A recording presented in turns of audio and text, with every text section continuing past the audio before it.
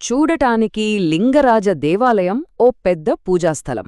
కాని అది అంతకు మించి చాలా ఎక్కువ.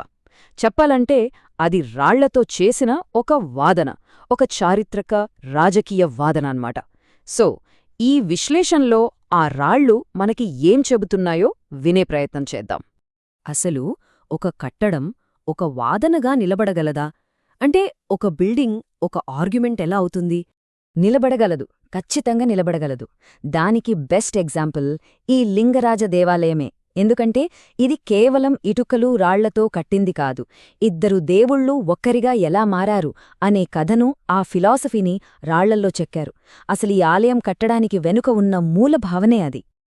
సరే, మరి ఆ వాదనేంటి, దాని మూలమేంటి, అది అర్థం కావాలంటే మనం ముందుగా ఈ ఆలయంలోని ప్రధాన దైవం గురించి తెలుసుకోవాలి. ఈ ఆలయంలో కొలువైన దైవం పేరు హరిహర. అంటే సగం హరి విష్ణువు, మరో సగం హరుడు అంటే శివుడు. ఈ రూపం చూడ్డానికి ఏదో శిల్పకళా నైపుణ్యంలా అనిపించొచ్చు, కాని ఇది అంతకన్నా చాలా లోతైనది.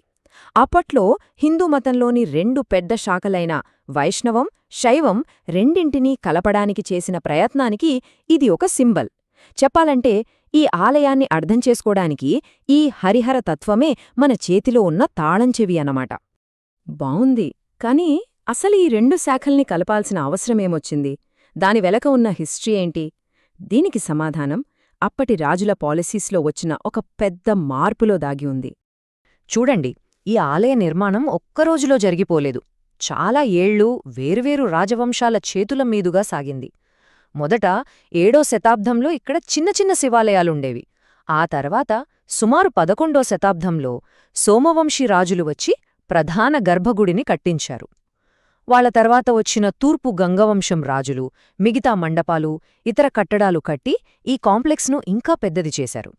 సో ఈ నిర్మాణాన్ని గమనిస్తే మనకు ఒక విషయం క్లియర్గా అర్థమవుతుంది. రాజుల మద్దతు నెమ్మదిగా కేవలం శివుడిని పూజించడం నుంచి శివుడితో పాటు విష్ణువును కూడా కలుపుకుని పూజించే ఒక కొత్త పద్ధతి వైపు మళ్ళింది. ఆ మార్పుకు సాక్ష్యంగా నిలిచిన కట్టడమే ఈ లింగరాజ దేవాలయం.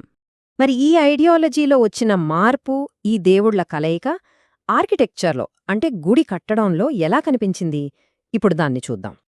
ఇక్కడ ఈ టేబుల్ చూస్తే రెండు రాజవంశాల స్టైల్స్ మధ్య తేడా మనకు ఈజీగా అర్థమవుతుంది. లెఫ్ట్ సైడ్ చూడండి, సోమవంశీయుల కట్టిన ప్రధాన గోపురం, దాన్ని రేఖదేవుల్ అంటారు. అది సన్నగా పైకి నిలువుగా ఉంటుంది. వాళ్ల ఫోకస్ అంతా గర్భగుడి మీదే. ఇక రైట్ సైడ్ గంగారాజులు కట్టిన జగమోహన లేదా సభామండపం, అది వెడల్పుగా పిరమిడ్ షేప్లో ఉంటుంది. అంటే ఇక్కడ ఎక్కువ మంది కూర్చోవడానికి, సామూహిక ప్రార్థనలకు ఇంపార్టెన్స్ ఇచ్చారన్నమాట. సో ఇక్కడ ఒక డౌట్ రావచ్చు, ఒకటి నిలువుగా ఉంది, ఇంకోటి అడ్డంగా ఉంది. ఇంత వేర్వేరుగా ఉన్న ఈ భాగాలు కలిసిపోయి ఇంత అద్భుతమైన ఒకే కట్టడంలా ఎలా కనిపిస్తున్నాయి?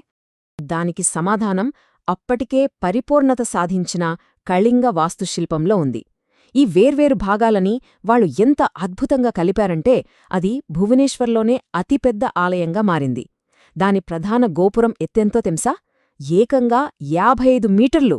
ఆ ఆర్కిటెక్చర్ స్టైల్కే ఇదొక పీక్ పాయింట్ అని చెప్పొచ్చు. సరే, ఇప్పటిదాకా మనం గుడి స్ట్రక్చర్ గురించి మాట్లాడుకున్నాం కదా. ఇప్పుడు కొంచెం జూమ్ చేసి దానిమీద ఉన్న చిన్న చిన్న శిల్పాల గురించి చూద్దాం. ఎందుకంటే అవి కేవలం డెకరేషన్ కోసం చెక్కినవి కావు. వాటి వెనుక ఒక పక్కా పొలిటికల్ మెసేజ్ ఉంది. ఏంటా మెసేజ్ అంటారా? అదే ఇది, ఏనుగుల మీద సింహాలు. చూడ్డానికి ఇదేదో జంతువుల శిల్పంలా ఉంది, కాని దీనికొక అర్థముంది.